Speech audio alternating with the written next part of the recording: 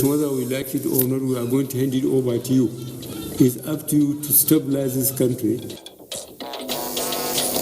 President Buhari hosts APC youth leaders, task youth to take ownership of the next level agenda. The mandate of the ministry is threefold. The first one is internal security. Ministry of Interior holds strategic meeting to put effect to presidential order on internal security. No tout can come out and commit any electoral offense on the election day without connivance. INEC engages critical stakeholders on election security. And the separated Conjoined twins back home. It's another beautiful Friday evening. Thanks for joining us on the news at 9 on the network service of the NTA. I am Jumbo Yusuf. Jennifer Igwe is in our studio in Lagos and Jenny Bassi is in Port Harcourt. And Kemi Akinwade is in our Ibadan Network Center. Thanks for staying with us. We begin with the presidency. Nigeria says it will continue to stand with the Islamic Republic of Mauritania and collaborate more effectively with the North American nation in critical economic sectors for the benefit of their people. President Muhammadu Buhari stated this while granting audience to the outgoing ambassador of Mauritania to Nigeria, Ba Abdurrahmani. State House correspondent Adam Musambo reports. Going down memory lane at an audience with Ambassador Ba Abdurrahman, President Muhammadu Buhari said the affinity between Nigeria and Mauritania under his watch dates back to when he was a military leader in the 80s. The president said he led Nigeria to stand with Mauritania then and even now. The relationship between the two countries, he said, is quite historic. President Buhari thanked the ambassador, who spent almost 7 years in the country, for engendering a good relationship between Nigeria and Mauritania.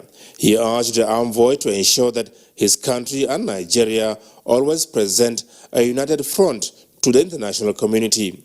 Ambassador Ba Abdurrahman said he enjoyed his tour of duty in Nigeria and would always remain an ambassador of goodwill. He said he loves Nigeria and indeed Nigerians and is therefore returning home with good memories. Mauritania, which gained independence in 1960, is the 11th largest sovereign state in Africa and one of the newest oil producers. From the State House, Adamu Sambu, NTA News. President Muhammadu Buhari is taxing the nation's youth as future leaders to take ownership of the next level enterprise by jealously guarding and supporting genuine efforts at building a sustainable future for all. Granting audience to the APC national and zonal youth leaders and representatives from the 6 geopolitical zones, the president urged them to brace up for leadership as he sustains efforts at stabilizing the country and fighting corruption. Again, State House correspondent Adam Musambo has the details. I assure you that if anybody seems to be spared, it's because we haven't caught up with them, and eventually we shall. President Muhammadu Buhari told the youth leaders that having sworn by the Constitution to defend the interests of the country, he will remain firm, focused and relentless in delivering results. He said efforts at genuinely securing the country, stimulating the economy and recovering the nation's assets from those who abuse trust will be intensified. The president, however, said with certainty that he and the present crop of leaders will leave the stage someday. Whether we like it or not, we are going to hand it over to you. It's up to you to stabilize this country. God has given us a large country, fertile, with a lot of resources. All we need is to ensure that whoever gets leadership at whatever level is held accountable. And that is your duty. You don't spare anybody across ethnicity, religion, or whatever. People who are in charge of resources at whatever level must be held accountable. President Buhari told the younger generation to beware that some interest groups will come up with divisive tendencies, advising them to at all times keep a broader view of the country as one entity and continuously de-emphasize ethnic and religious backgrounds in nation building. We fought a civil war At least 2 million Nigerians were killed, and I don't think anybody should joke with our firmness as one country. The national youth leader of the APC, Sadiq Shuaibu Abubakar, congratulated President Buhari for winning the presidential election in 2019, assuring him that the youth will continue to support his policies and vision of greatness for the country. In recognition of your passion to carry the youth along in our administration, we wish to seek inclusion of the young people of our party at all levels in government. These are the people who believe in your vision. These are the people who believe they can get things done for you, and on behalf of the party, we move forward. The youth leaders acknowledged the giant strides recorded by the Buhari administration so far in the fight against insecurity, corruption and smuggling, economic diversification, as well as strict adherence to the rule of law. From the State House, Adamu Sambu, NTA News. Stepping away from the presidency for a bit to other matters. The Dadinkowa hydropower project in Gombe State has been completed. Emmanuel Akile reports that while Nigerians await the visit by President Muhammadu Buhari to inaugurate it, the people have been talking about the benefits of adding more power to the national grid from the project.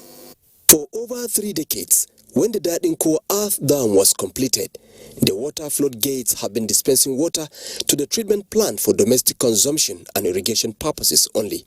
The hydroelectricity power generation aspect remained a dream project for successive administrations in the country. The Buhari administration, however, promised a better economy for Nigerians.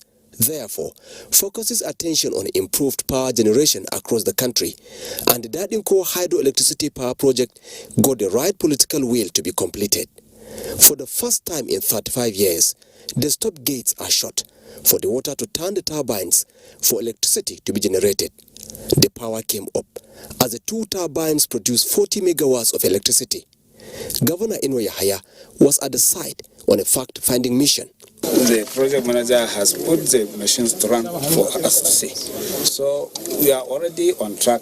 The project has come to completion. What remains is only for the company, the Honorable Minister of Water Resources and the Minister of Power to invite Mr. President to come and commission the project. Sources from the power company who wanted anonymity said on a test transmission, the project supplied power to Gombe State for 72 hours without hitches. The economic benefits from the additional megawatts to the national grid would better be told by those whose means of livelihood depend largely on electricity power. If there's constant supply of power, we produce more shoes.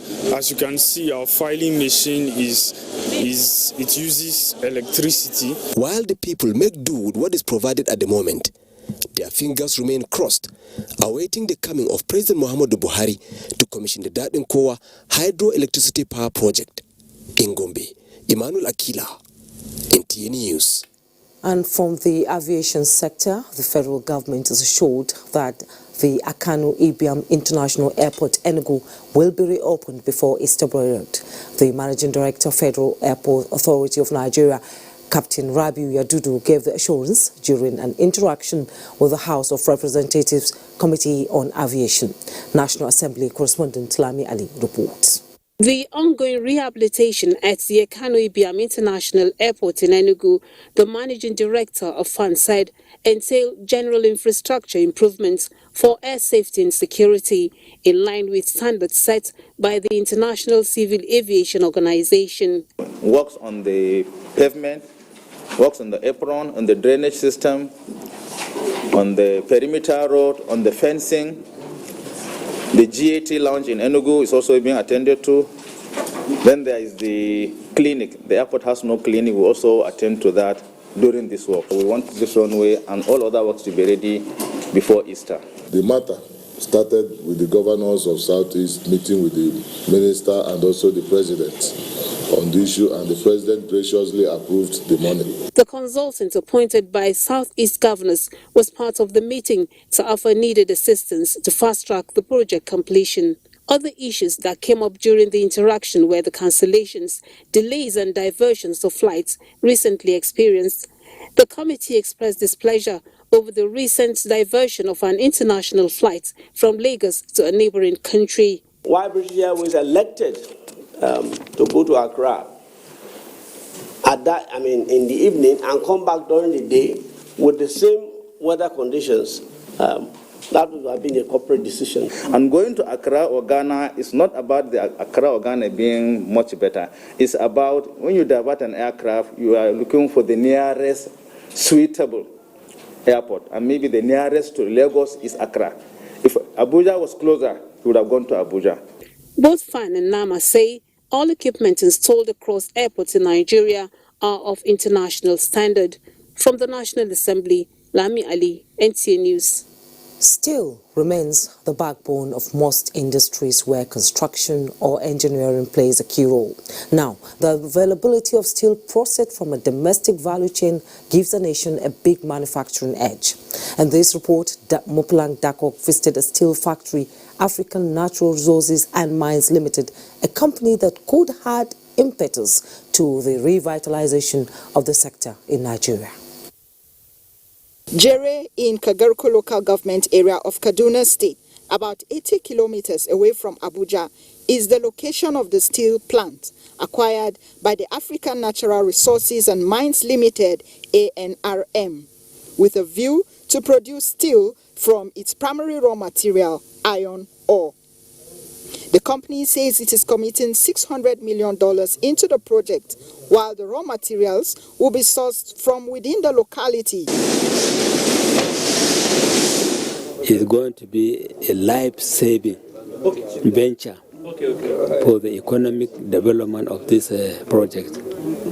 So we can say that we are 100% ready and everybody is prepared. Well, part of our vision was to have a pan-African vision so that we can look at various industries within Africa. So we started with Nigeria, but ever since we started with Nigeria, we have been expanding in Nigeria. We've not had the opportunity to go to other markets because all those other countries, the markets are much smaller. Men and heavy-duty equipment have been mobilized to the site and installations are in progress. So this is another section of the company that has started processing already.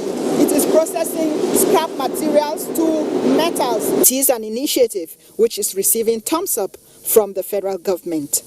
I'm happy with what has been said, especially with regard to the number of people that will be employed here. As you're all aware, it is the wish and desire of our President Muhammadu Buhari, to lift 100 million people out of poverty over the next 10 years.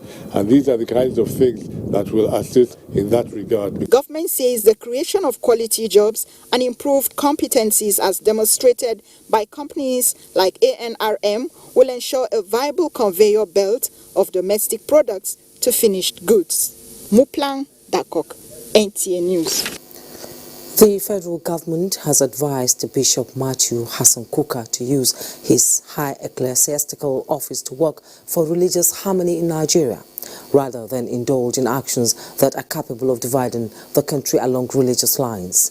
This is in reaction to a statement credited to Bishop Kuka in which he compared the federal government with Boko Haram. The government, in a statement by the Minister of Information and Culture, Lai Mohammed, says the action of Bishop Kuka is not only disingenuous, but also a great disservice to the men and women in uniform who are daily battling the Boko Haram and ISWAP terrorists to keep all Nigerians safe. The minister reiterated the federal government's position that the Boko Haram and ISWAP terrorists do not subscribe to any religion irrespective of their pretense to such, but are driven by their primitive propensity to kill mindlessly and destroy without restraint, irrespective of their victims' creed, gender or tribe.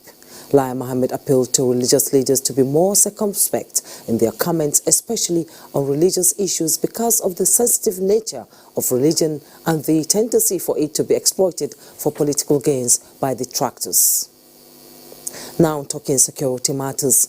Air strikes being conducted by the Air Task Force of Operation Lafia Doli as part of the ongoing Operation Rattlesnake 2 have continued to yield results. The latest of this is the destruction of a portion of an Islamic State of West Africa province, ISWAP, tactical headquarters and neutralization of some of their fighters at Kolaram on the fringes of the Lake Chad in Borno State. In a statement by NAF Director Public Relations and Information Air Commando Ibikunle Daramola, The operation was executed in 2 waves of attacks carried out following successive days of intelligence missions, which has led to the identification of compounds within the settlement where the terrorist leaders were housed. Subsequently, the Air Task Force detailed fighter aircraft to attack the identified hideouts in different parts of the settlement, destroying the structures and killing several terrorists, including a few that were spotted near a cluster of buildings at the northern edge of the location. The Nigerian Air Force says it will sustain its air campaign in synergy with ground force to shape the battle space in the northeast for the effective conduct of further ground and air operations. This is the Network News on NTA. We take our first breather. Stay with us. The news continues shortly. To get their news and information from more media sources than ever before. Some of the news and information given are fake, unverified, doctored, and manufactured to create confusion, stir disaffection, and cause disunity. Before you believe or share any news, ask yourself, is this real? Is it from a credible source? Is it verified or verifiable? Fake news is dangerous. Whether you do it for fun or for political gains, real people can get hurt. Fake news, don't create it, don't spread it. This is a public service announcement from NTA. This is NTA Network News and welcome back. We're still staying with security matters as following attacks orchestrated by unknown gunmen in which 13 people lost their lives in Plateau State. Governor Simon Lalong says the state is taking measures to further tighten security. The governor, who briefed the president on the incident and actions taken so far, says all is now calm after his appeal to the people affected, and they are now going about their businesses without any fear of. Look forward to looking at ways of addressing these issues once and for all. 2, we in the north we've also agreed to key into the community policing. We agreed to key into the community policing. And at the level of the committee, they are already very far. And each state is already putting herself very well in respect to the community policing. State House correspondent Jide Onifade reports that Governor Lalong commended the police and the youth of the area for timely intervention and understanding. In the meantime, the Minister of Police Affairs, Mohammed Megaridi Gyadi, has decried the recent attacks in Plateau and Kogi communities which claimed lives of innocent Nigerians within 1 week. The minister affirmed that those responsible for the heinous crimes will be made to face the full wrath of the law, as the police and other security agencies are investigating the attacks with a view to unraveling its root cause and apprehend those responsible. The minister reassures Nigerians of his ministry's commitment to work with relevant stakeholders to retool policing architecture in Nigeria and bridge infrastructural gaps for a more proactive policing in Nigeria. Voices for the establishment of Electoral Offences Commission and Tribunal are getting louder, with the Interagency Consultative Committee on Election Security being the latest to make the proposal. Timothy Yusuf reports. 2019 was a very busy year for the Independent National Electoral Commission and the security agencies following the conduct of the general elections and the off-season governorship elections in Bayelsa and Kogi states.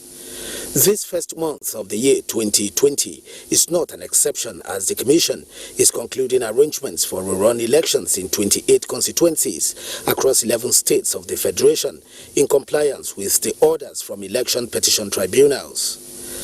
This first quarterly meeting of the Interagency Consultative Committee on Election Security for the year 2020 therefore sets the stage for further strategy towards a heat-free election.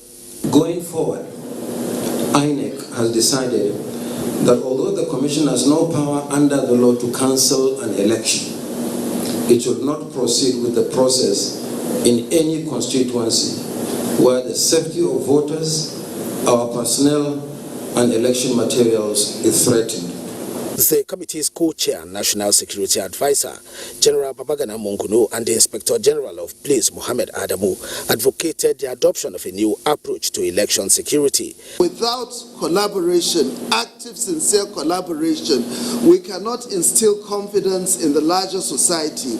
No tout can come out and commit any electoral offense on the election day without connivance. Concerns about illegal deployment of financial resources to influence the outcome of elections, including vote buying at polling units on election day, has brought in the heads of the nation's anti-graft agencies as new members of the committee. This is in the bid to track in financial flows for illicit purposes, as well as the arrest and prosecution of perpetrators. In Abuja, Timothy Yusuf, NT News. Meanwhile, the Minister of Interior, Rauf Aregbesola, has ordered the Nigerian Security and Civil Defense Corps to immediately create a department for the protection of dignity and integrity of Nigerian citizens. This was at the opening of a two-day strategy retreat on the implementation of the presidential order on Nigeria's internal security. Doing Dia has details. This is, of course, part of the effort by the Interior Ministry to put together its plan for 2020, especially in terms of coordinating homeland security in the country. And it is so strategic considering the theme for this retreat, which is driving performance on the implementation of the presidential mandate on internal security in Nigeria. And a couple of issues have been put forward by the Honorable Minister of Interior, that which includes the proper coordination and harmonization among the various paramilitary agencies under the ministry. The mandate of the ministry is threefold. The first one is internal security. The second one is public safety. The third one is this protection of citizenship integrity. So it is already an aspect of the ministry's mandate, which the ministry, when he came on board, was of the opinion that not much attention had been given to it. So what we need to do now at this retreat is to look at it further and then find out what specific activities we need to input. In all, it is to align with the objective and vision of President Muhammadu Buhari for the total reorganization of the internal security architecture in Nigeria. Thank you, Doindia, for that report and for shouldering the responsibility of defending the nation in times of war and crisis, as well as working for its unity. A special Jumat prayer led by the Murshid of the Abuja National Mosque to commemorate the 2020 Armed Forces Remembrance Day was held. Abdullahi Ajia reports that the armed forces were likened to those in the Quran described as defenders of evil and truth, which Allah promised victory. The Quran reassures lies with Allah the Most High and grants aid to those who seek aid. This is not far from the submission of faithful and the armed forces who are looking beyond their professional prowess and gallantry to Allah for more successes in protecting human lives and ensuring peace and unity in the country. The Murshid of the National Mosque Abuja, Professor Ahmad Said Galadanchi, in his sermon, praised the gallantry of the armed forces and enjoins worshippers to always support them, especially with the feat recorded fighting insurgency in the northeast. Our military people are really people who are known to be really very brave. We have seen the successes which they have achieved with regard to the terrorist activities in this country. Minister of Defense Major General Bashir Magashi, retired, who was among the top hierarchy of the military and government officials in attendance, maintains that the government is doing more on the welfare of the armed forces and will not relent in that direction. The welfare of the deceased family will be taken care of, and it will be given a top priority. And this is what we are doing, and every member of the family who has survived to this time is very pleased with the effort of government. The congregation invokes Allah's mercy, benevolence upon the living and dead heroes, as well as for the continued peaceful coexistence and progress of the country. Abdullahi Ajia, NTA News. It was a moment of joy for parents of mercy and goodness, the conjoined twins that were successfully separated at the National Hospital Abuja. They have been declared fit and discharged. Hakimat Aliu accompanied the family home and brought back this report. Since birth, the hospital has been the only known home to goodness and mercy. And with their successful separation surgery and their discharge from the hospital, I followed the family on the joyous journey of taking their babies home, all the way to Angwambredi in Maraba, Nasarawa State. At arrival, we met a crowd of family members, friends, and well-wishers. So wonderful for what God did for these people. As these people come, now so everybody will gather here. Now so happiness they happy them. The joy of the Ede Martins family was boundless. It's the happiest day in my life to see my children home safely. Today is the day of joy.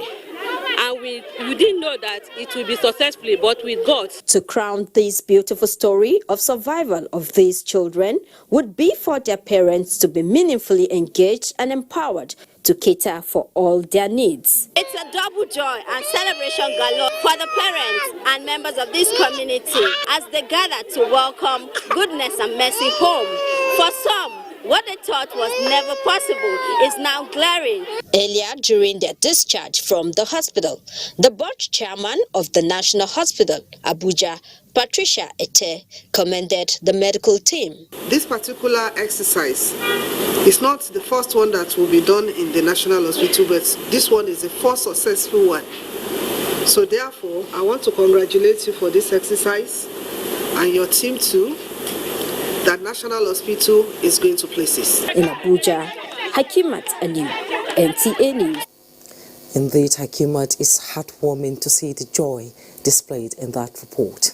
Moving on, President Muhammadu Buhari has felicitated with Chairman Eleganza Group of Companies Chief Razak Akani Okoya on his 80th birthday, celebrating him for building a national brand that has long gone beyond the borders. President Buhari acknowledged Chief Okoya's inspiring life journey and vision for greatness, which has been diligently interpreted in large-scale industrial investments, creation of many jobs and promotion of entrepreneurial spirit through the Eleganza Group. President Buhari praised Almighty God to grant Chief Okoya longer life, good health and prosperity as he turns 80 on Sunday.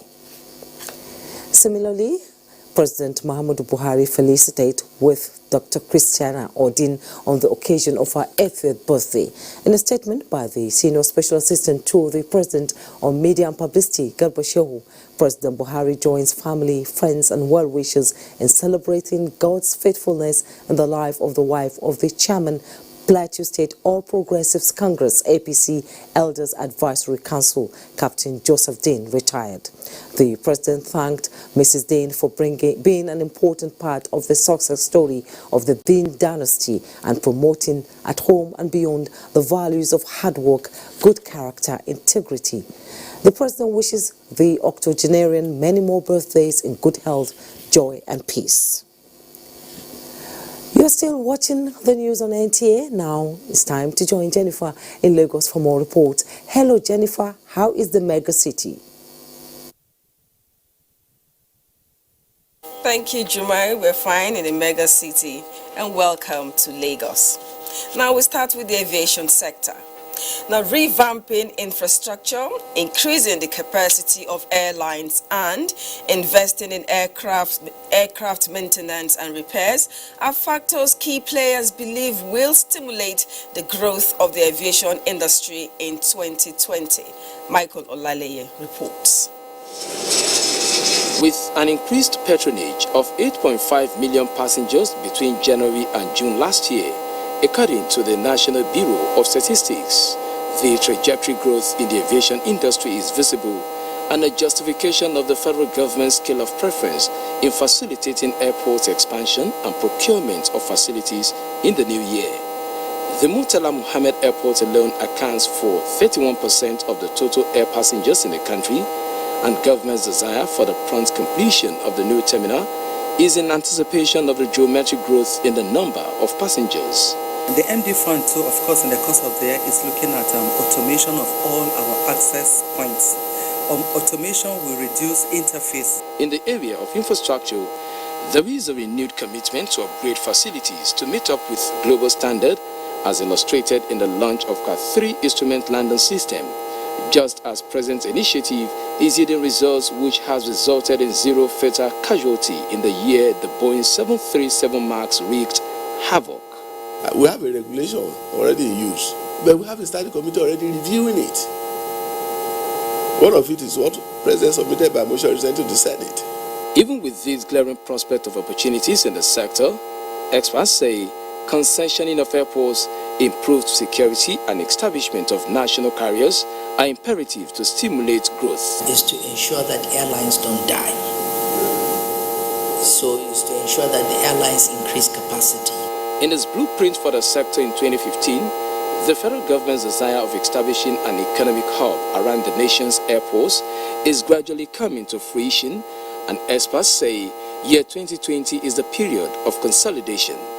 In Lagos, Michael Olaleye, NT News. Thank you, Michael. Now it's time to take our second commercial. When we return, more reports.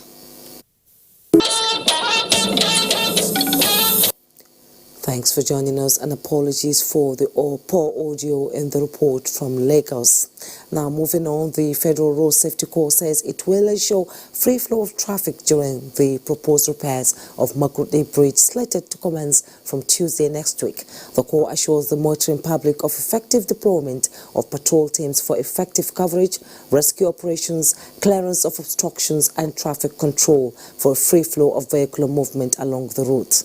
The Federal Road Safety Corps Public Education Officer BC Kazim in a statement says the positioning of FRSC's personnel has become imperative as the side of the bridge to be repaired will be completely shut down to ensure that quality work is done within the shortest possible time.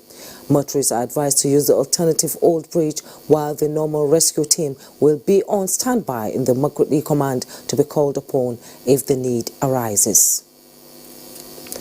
It was a defining moment for two directors of NTA when the beginning and the end of their careers were put in retrospect by management and staff who bid the duo farewell.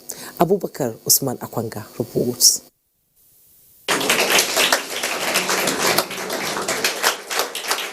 Directors of Engineering and Internal Audit, Mr. Ruben Bala Ajamak and Mr. Yusuf Tafa Baliwa, are bowing out of NTA after reaching the mandatory retirement time. But for the laws which must be followed, the executive directors, and other staff of NTA wouldn't allow them go. They took turns to eulogize the duo, whose services they described as worthy and immeasurable. So it's something of great joy to start a career in NTA with good health, and then you end well. Director General NTA Yakubu Ibn Muhammad, who also acknowledged the impact of the retiring directors, say they have carved a niche for themselves which will linger on for a while. It's the closing of a chapter in your lives. Another chapter is certainly going to open. Anybody who can put up with NTA for 35 years and retire gloriously and majestically, as you guys are doing, and you can survive in any environment. The overwhelmed retirees expressed gratitude to God, families and colleagues for their support and understanding. I'm just stepping aside. I'm there for you. I'm always there for you. You can consult me. You can call me for any assignment that you feel I'm capable of. Thank you for the show of love. Thank you for your support during our time. Now they don't have to wake up to the sound of alarm, clock beaconing on them to work, or live a life made only of weekends. But one thing is certain: legacies of achievement, encouragement, and work ethics they are leaving behind will definitely inspire future managers for enhanced productivity and excellence in service delivery. In Abuja, Abubakar Usman Akwanga, NTA News. And the NTA family wish them a fruitful life in retirement. Jenny Bassi is in Port Harcourt and she's standing by with report from that axis. Hello, Jenny. Hi, good evening and welcome to Port Harcourt. The oil spill reference laboratory complex conceived 10 years ago by the National Oil Spill Detection Response Agency, NOSRA, has finally been completed and equipped to render environmental remediation services in the Niger Delta. Osinachi Silva, the Minister of State for Environment, Sharon Ikazu.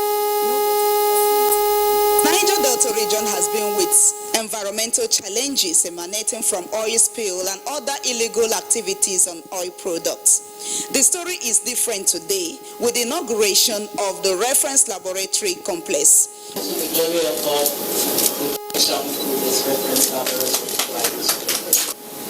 Licenses are being given out for modular refining. River State, with their sons and daughters, can come together, form these young boys in their locations into cooperatives and apply for modular refining licenses. There is need to implement the stop gas flaring policy that has been in the archives since 1979. The fully equipped complex is designed to serve as administrative block, warehouse for oil spill response equipment, and reference laboratory for the agency. With the completion of the building and laboratory and the possession of the 19-meter broadcast oil spill response vessel, which we named Recovery 1, and also Recovery 2, which is just as my rank has said by the war. This places the agency at a vantage position to respond to environmental problems in the area. In Port Harcourt, Osinachi Silvanus Abraham, NTA News. Well, we seem to be having some technical problem with our audio level in Port Harcourt. Well, back here in Abuja, and prospective UTME candidates continue to enroll to have national identification number, which is a yardstick for the 2020 Unified Tertiary Matriculation Examination. The upsurge at the headquarters of the National Identity Management Commission is gradually reducing, and to further speed up the process, the Commission has added additional enrollment center each across the country.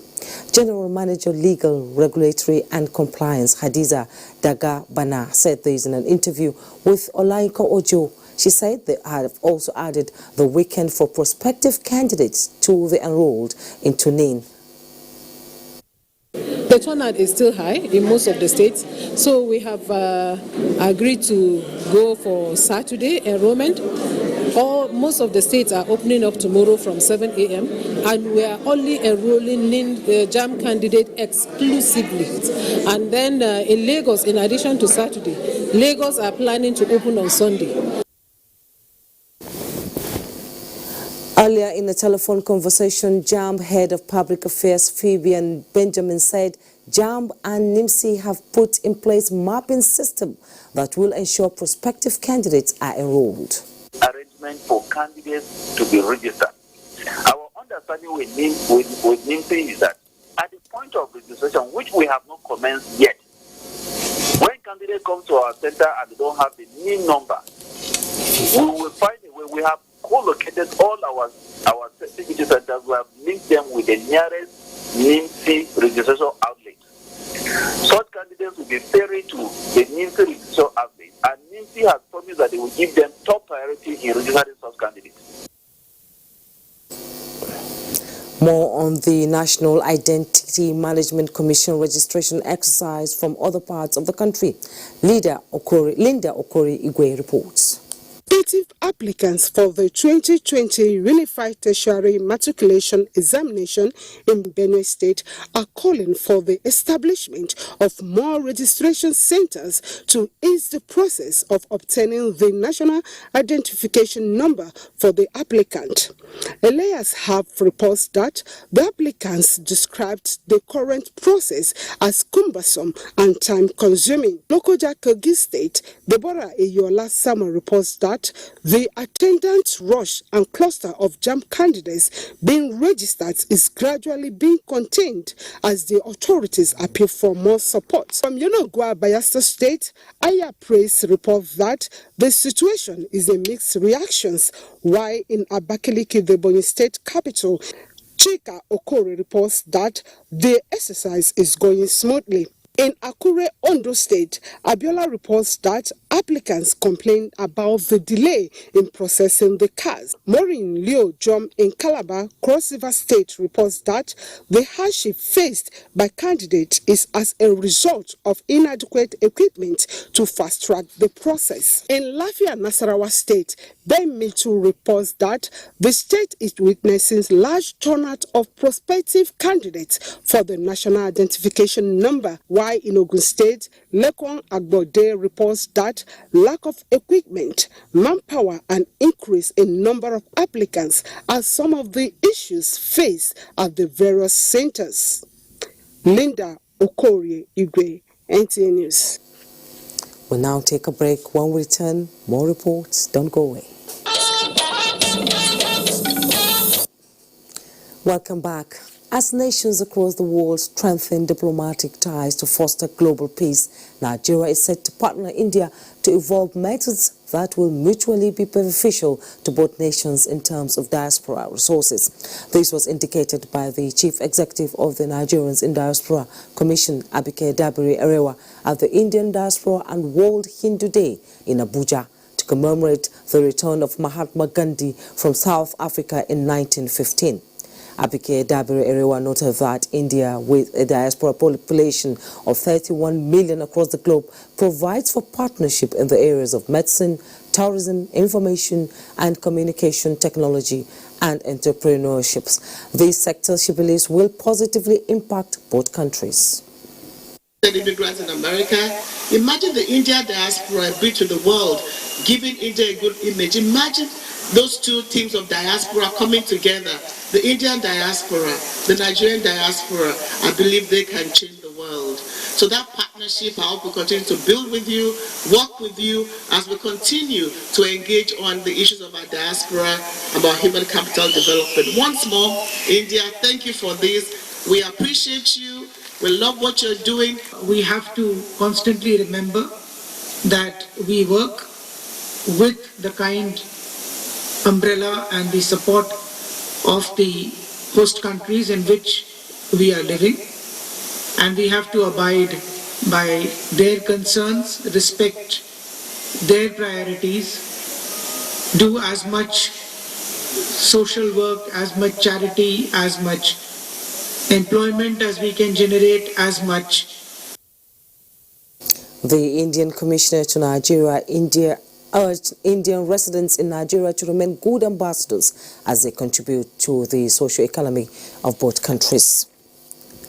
And from the foreign news, Brexit gets autonomy following approval of Britain's parliament. Details of these and other stories on foreign news with Uche Ogochukwu. Hello there. Britain's parliament has approved Brexit, allowing it to become the first country to leave European Union by the end of January. The House of Commons erupted in cheers after members of parliament ratified Prime Minister Boris Johnson's divorce deal with Brussels' 330 votes to 231, drawing a line under an extraordinary era of political drama and chaos. The U.S. House of Representatives has approved a symbolic resolution seeking to limit President Donald Trump's ability to declare war on Iran.